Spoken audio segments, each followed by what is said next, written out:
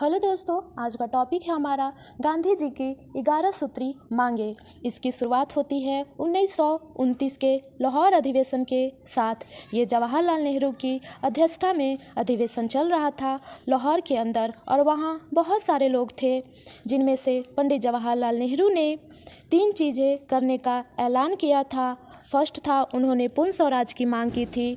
Second था, 26 जनवरी 1930 को प्रथम स्वाधीनता दिवस मनाएंगे। और तीसरा था, अब इसके बाद हम सविनय आज्ञा आंदोलन चलाएंगे। सविनय आज्ञा आंदोलन का नेतृत्व जो गांधी जी के हाथ में आया था, गांधी जी इसको लीड कर रहे थे। महात्मा गांधी ने कहा था, आंदोलन कभी भी 1930 के बाद शुरू कर सकते हैं, लेकिन उन्होंने ये भी कहा था कि इसके पहले हम आंदोलन शुरू करें, हमें एक बार अपनी मांगे ब्रिटिश सरकार के पास रखनी चाहिए।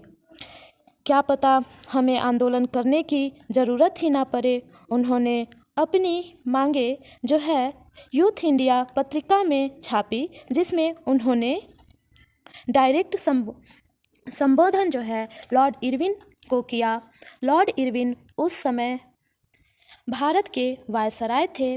उनमें से पहली मांगे थी नशे पर प्रतिबंध लगाए, दूसरी मांगे थी किसानों की भूमि कर को 50% तक माफ़ कर दिया जाए, तीसरी थी सेना के खर्च को 50% तक कम किया जाए, और चौथा था हमारा सिविल सेवकों के वेतन को 50% तक कम किया जाए, और फिफ्थ था आयातित वस्तुओं पर संरक्षित कर लगाया जाए।